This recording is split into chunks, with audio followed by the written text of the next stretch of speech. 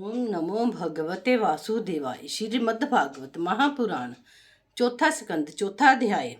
सती का अपने पिता के घर जाना और उसी यज्ञ में अपना तन त्याग करना। मैत्रेय जी बोले, हे विदुर, जब शिव जी के मना करने पर भी सती जी अपने पिता के स्थान पर चली, तब महादेव जी ने अपने कई गण के साथ कर दी और वहां ना जाने क्या दशा हो। जब सती जी दक्ष प्रजापति के यज्ञ में पहुंची तो उनको देखते ही दक्ष प्रजापति ने अपना मुंह फेर लिया, उनसे कुछ नहीं पूछा। अपने बाप की यह दशा देखकर सती बड़े सोच में मन में कहने लगी कि मैंने बहुत बुरा काम किया, जो महादेव जी की आज्ञा ना मानकर यहाँ आई। मैंने अपने पति का कहना नहीं माना, उसका फल आंखों से देखा। अब कोई ऐसा बहाना मिल जाए कि तो मैं जल्दी यहाँ से शिव जी के पास चली जाऊं। सती जी की माता के सिवा और सब स्त्रियों ने यज्ञ में सब स्त्रियां यज्ञ में आई थी।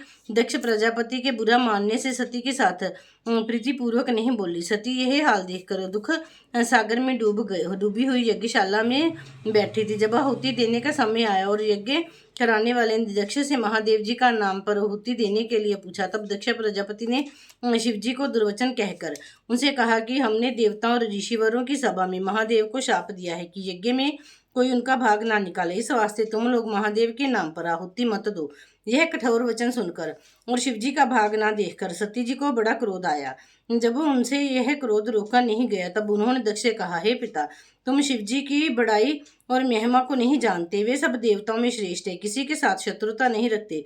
तुम व्यर्थ अपनी ज्ञानता से बिना समझे उनके साथ वैर रखते हो। महात्मा लोग गुण तो को लेते हैं, अवगुण की तरफ नहीं देखते। शिवजी सब गुणों में भरे हुए केवल जगत में लोगों को दिखलाने के वास्ते अपना रूप भयानक बनाए रहते हैं। उसको तुमने देखा पर उनके गुणों को नहीं जाना। सनकादिक व नरादि उनके चरणों का ध्यान अपने हृदय में रखते हैं। तुम्हारी पदवी ऐसी नहीं जो उनसे बराबरी कर सको। ये तीनों लोकों में श्रेष्ठ है। तुम बीच सभा में दुर्वचन कहकर उनका नादर करते हो, ऐसा ना चाहिए। तुम्हें क्या कहूँ, तुम मेरे पिता हो, पर मैं तुम्हारे सामने इसी क्रोध में अपना यह तन जो तुमसे उत्पन्न हुआ है त्यागे देती हूँ, जिसमें तुम्हारे ऐसे अधर्मी और अज्ञानी के साथ शिव जी का नाता ना रहे। व्यर्थ उनके साथ शत्रुता करने का फल तुमको पीछे से मिलेगा। ऐसा वचन कहकर सती जी ने उसी यज्ञ में उत्तर मुंह बैठकर योगाभ्यास करके अपना तन अग्नि से जला दिया। जब शिवजी को गणों ने जो साथ में आए थे सती का ये हाल दिखा, तब क्रोध करके अपने अपने शस्त्र निकाल लेकर चाहा कि जो लोग यहाँ हैं उन्हें मार पीट कर दक्ष प्रजापति का यज्ञ विध्वंस कर डाले। गणों की इच्छा जानकर भृगु ऋषिवर ने यज्ञ की रक्षा के लिए कुछ मंत्र पढ़कर अग्नि कुंड में आहुति डाला, तो अग्नि पुरुष वेताल और वीरभद्र तीन जने उस कुंड से निकलकर बोले कि हे ऋषि और महाराज, जो आज्ञा हो सो पालन करें। भृगु ऋषिवर ने कहा कि महादेव के गण से यज्ञ को भ्रष्ट करना चाहते हैं, सो तुम लोग उन्हें बाहर निकाल दो। ये बात सुनते ही उन तीनों ने महादेव जी के गणों को धक्का देकर यज्ञशाला से बाहर निकाल दिया। पांचवा अध्याय। नारद मुनि का महादेव जी के पास आना और सती जी के तन त्याग करने तथा गणों के निकाले जाने का हाल कहना। मैत्रेय जी ने विदुर से कहा कि जिस समय सती जी ने अपना तन त्याग किया और महादेव जी के गण उस सभा से निकल गए, उसी समय नारद मुनि यह सब हाल देखकर शिव जी के पास कैलाश पर्वत पर पहुंचे।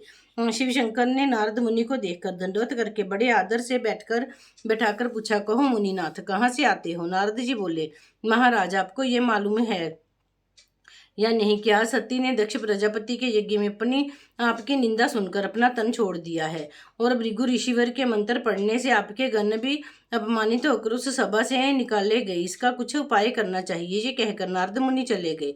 शिवजी ने सती का मरना सुनते ही क्रोधवंत होकर अपनी जटाएं पृथ्वी पर पटक दिया, जिससे वीरभद्र नामक एक महाबली गण उत्पन्न होकर हाथ जोड़कर बोला, मुझे जो आज्ञा दो सो करूं।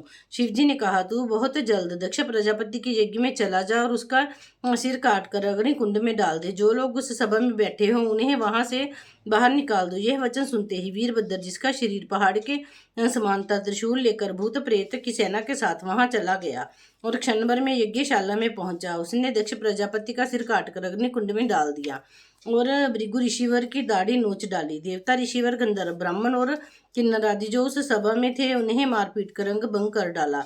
वहां से सबको बाहर निकाल दिया और यज्ञ की सब सामग्री फेंक दी। जब सिर काटने पर भी दक्ष प्रजापति के प्राण नहीं निकले तब मुक्कों से उसे मार डाला। जो लोग दक्ष के यहाँ न्योता करने आए थे सब दुखित होकर भागे और आपस में कहने लगे कि महामूर्ख दक्ष ने महादेव जी का जो सब देवताओं में श्रेष्ठ है जैसा अपमान किया वैसा फल उसे मिला। वीरभद्र ने यज्ञ का विध्वंस करके शिव जी के पास आकर सब हाल कहा। तब भोलेनाथ ने हम परमेश्वर की इच्छा से सती की मृत्यु समझकर अपना क्रोध शांत किया।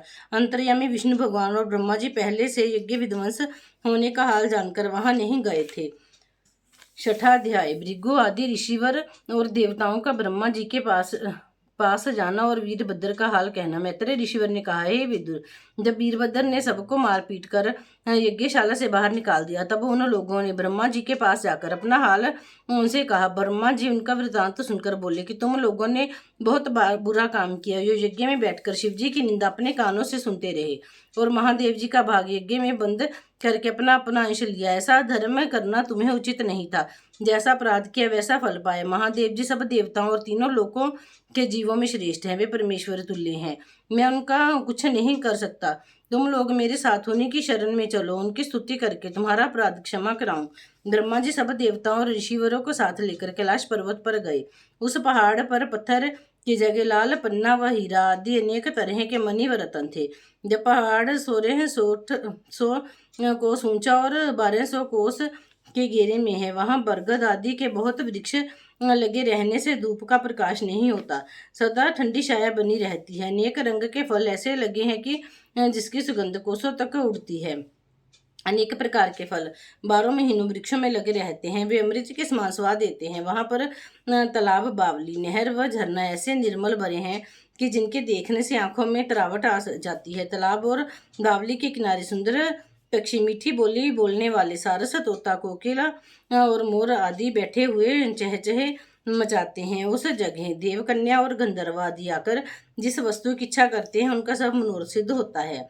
वह शोभा देखकर उनका मन मोहित हो जाता है और वे लोग सेतु गंगा में जो धारा हिमाचल पहाड़ से उतरकर वहां आई है स्नान करके प्रसन्न हो जाते हैं। उसी पहाड़ पर बरगद का एक वृक्ष जो 400 कोस ऊंचा और 300 कोस चौड़ा था, उसके नीचे महादेव जी मृगशाला पर बैठे हुए नारद मुनि व सनकादिक अपने चेलों से परमेश्वर का गुणानुवाद कह रहे थे और योग, तप, वेद आदिक अपना अपना रूप धारण किए उनके सामने बैठे थे। उसी समय ब्रह्मा जी सब ऋषिवरों और देवताओं समेत वहां जा पहुंचे।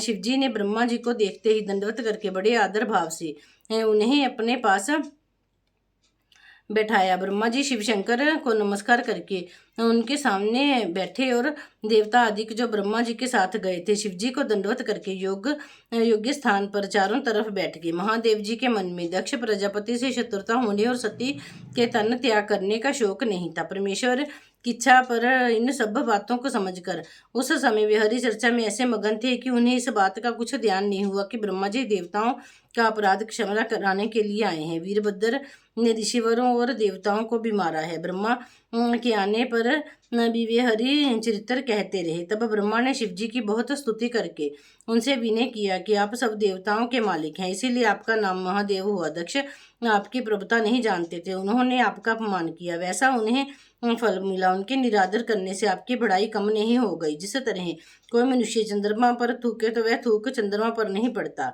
उसी थूकने वाले के मुंह पर गिरता है, वही हाल दक्ष का हुआ। अब मेरे विनय करने से दयालु होकर दक्ष का अपराध क्षमा कीजिए। जो देवता और ऋषिवर आदि उस सभा में थे, वीरभद्र ने उनको भी बहुत दुख दिया।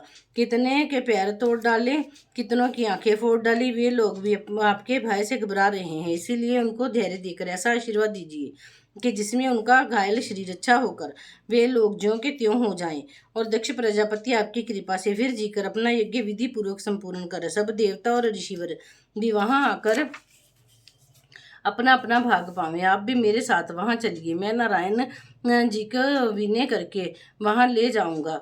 यज्ञ करने में जो साकल्य वक्त जाती है वह साकल्य आपका भाग होगा, सो आप अपना भाग पावेंगे। ये सब बातें ब्रह्मा जी की सुनकर शिव जी ने कहा, मैं किसी से शत्रुता नहीं रखता, ज्ञान के कहने का कुछ बुरा नहीं मानता। सती के प्राण देने का हाल सुनकर मुझे क्रोध आ गया था। सो दक्ष प्रजापति अपनी कन्या को पहुंचा।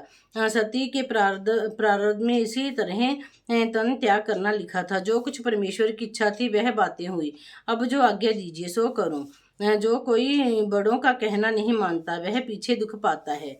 बोलो श्रीमद् भागवत महापुराण की जय। श्री विष्णु भगवान की जय। श्री शंकर भगवान की जय।